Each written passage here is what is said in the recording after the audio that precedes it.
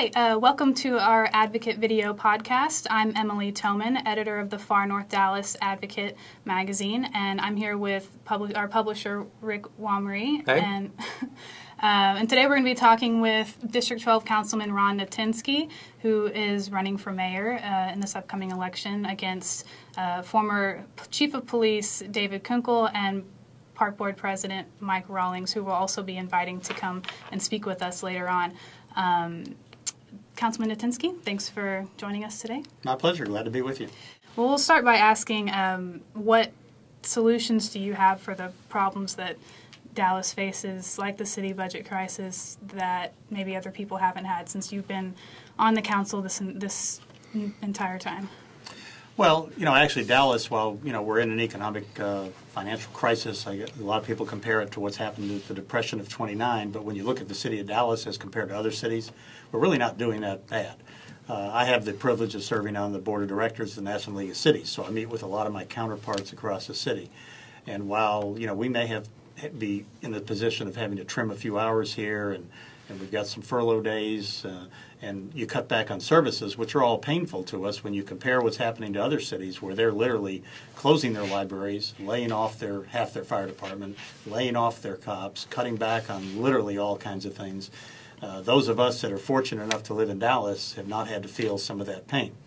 I think this upcoming budget year is going to have some issues that we're going to have to face. There's obviously not going to be enough money to go around, but I think that those are things that if we manage the city properly, we have a good chance of dealing with them and providing the services that everybody expects.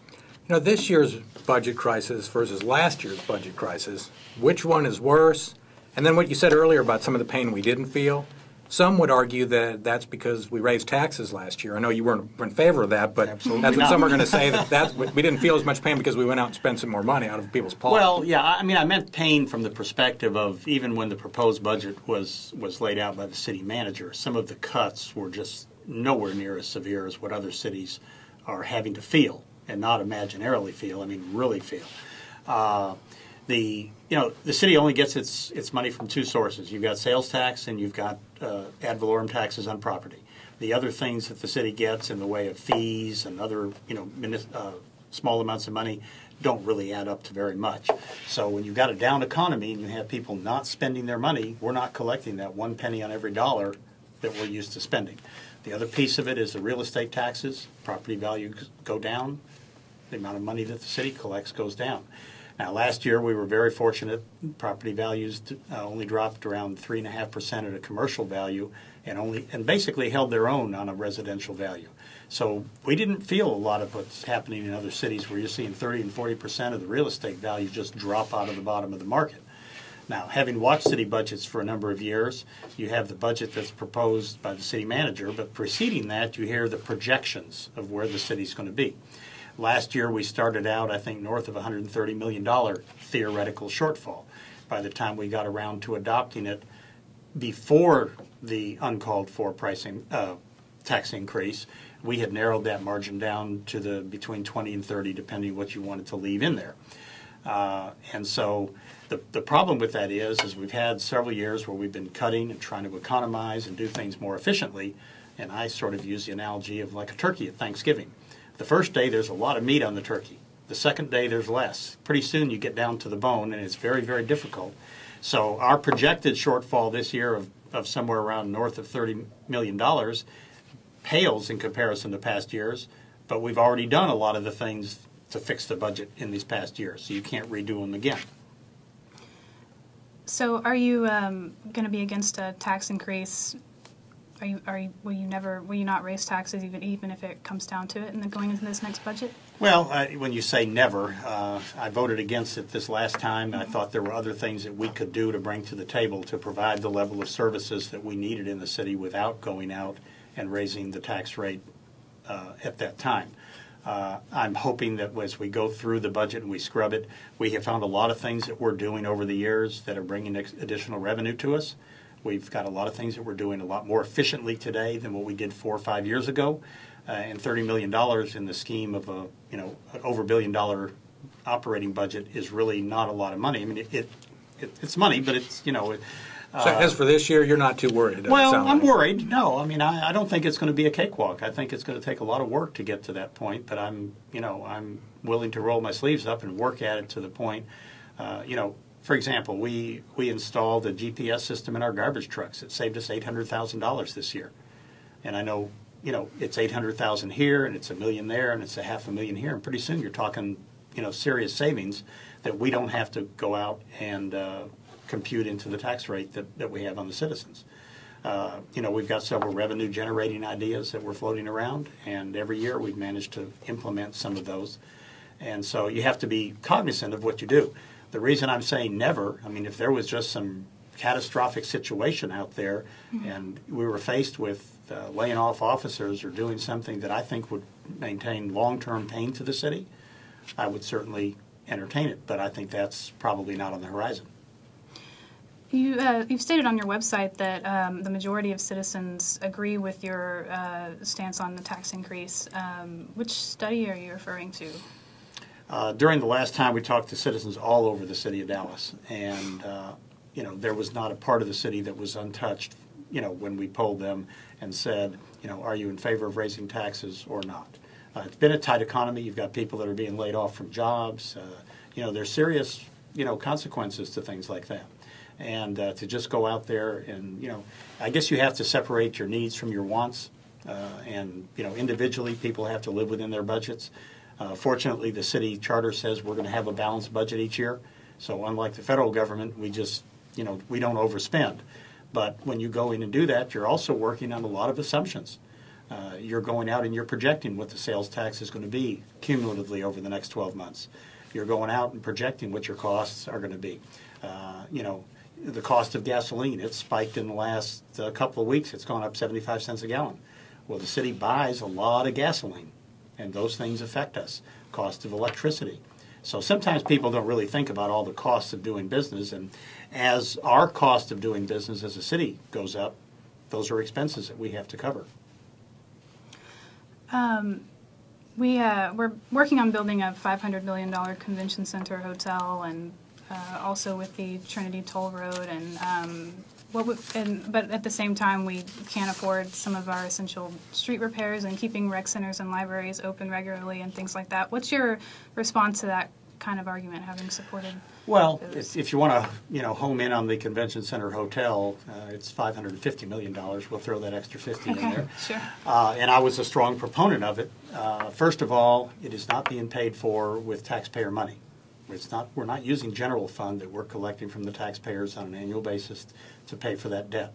It's being paid for with revenue bonds. The revenue bonds are being repaid by those people who stay in the hotel. The revenues that the hotel generates repay that. So there is a separation in that. A lot of the other projects that the city has going are bond projects, which come out of our capital bond program. Those don't come out of the general fund. Now, obviously, on those, there's debt service that has to be paid as a result of that. When you talk about the Convention Center Hotel, we used to be number 5 in the convention business in the United States. We had all the giant conventions were here. The convention business for the city of Dallas is about $2 billion a year and employs about 50,000 people. So we have to make a choice, a business decision. Are we going to still be in the convention center business, or are we going to get out of it?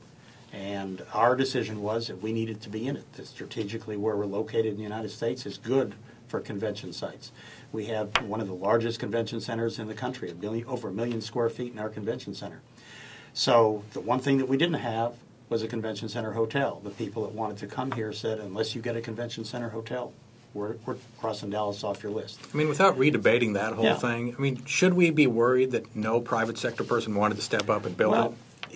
We've tried for 30 years, and the question is, how long do you keep trying before you make the decision that you want to be in? We dropped from number 5 down to number, I think, 16. How much lower do we want to go, and how many more weeks do we want the convention center empty? But is the marketplace telling us something that we waited 30 years and nobody else wanted to put the money up? Well, let's put it this way. We built the hotel. It's getting close to being completed later this year. It's not even finished yet. And our bookings over the first 3 years are already exceeding the projections that we needed to cash flow the bonds on the hotel. So I think the market is responding. The customers said, we'll come if you get a convention center hotel. The other is you've got other hotels in the area that have gone in and renovated themselves, getting ready for the increase in business. We're having new hotels open. We have 2 new ones on the horizon right now that are going into completion. We've got a 3rd one on the way. So the business is there, and what you're doing is you're putting 50,000 people and you're keeping them busy, and you're going to grow that back to 100,000 that we used to have working in that industry. And our $2 billion worth of business will grow to 2.5 to 3, over the incremental time. Remember, convention business is long lead time business. People don't spur the moment decide that next year I'm going to go to Dallas. These are decisions that are made out 4 or 5 years in the future or more. And as long as we're talking about the hotel and the bridge and all that, I just wanted to read you a quote that I saw Jim Schutze in the Observer had written. And I found the link on your campaign website, and just see what you think of this.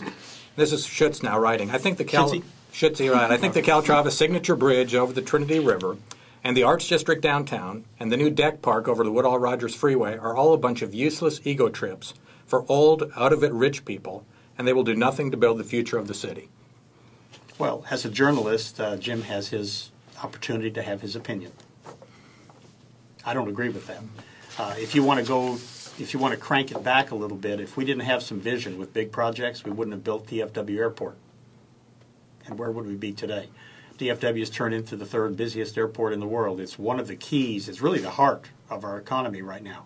And without it, we wouldn't be where we are. But how do you balance the vision projects with the potholes and the cops and everything else? Well, first of all, let's talk about potholes. Our service level on potholes in the city of Dallas is 24 hours. The only reason potholes don't get filled in the city of Dallas is somebody doesn't call in to report them. So we got plenty of money. We've got whatever we need. We've got money. We've got asphalt. We've got guys on trucks. And we monitor this. I mean, we've got a service that we expect to provide, and potholes happen to be a 24-hour service. You call on Monday, it's fixed on Tuesday. Okay. Now, I'm not sure that the citizens really expect a higher level of service. I'm not sure that we need 6 or 12-hour pothole service. Street maintenance, we pour a lot of money, millions and millions of dollars into street maintenance to keep them up so you don't have the pothole, issue. There's a lot of things that the city does that sometimes when you live here you don't appreciate, some of the things that are going on. But so you're kind of thinking, or at least as far as what you're saying here, is garbage, potholes, and for the most part, we're getting the services that we're paying for. Well, I mean, the basic goal of government. I mean, we're sort of like a business in a way. Our goals are different. In a private business, it's about investor return and equity and profits and so forth. We have 13,000 people that work for the city of Dallas, and our goal is to provide basic essential governmental services to the citizens. Police protection, fire protection, garbage pickup, clean water, safe streets, all those sorts of things. You mentioned police earlier. Our crime rate this year so far is down over 15% over last year. Violent crime is down over 25%. Our crime rate in the city of Dallas, and I grew up here. I'm a long time. You've been here a while. Been here a while. It's lower than it was in 1960. So now you're starting to sound like Mayor Leopard. Well, is that a good thing or a bad thing? Well, I don't know. I think Mayor Leopard's done a good job for the city.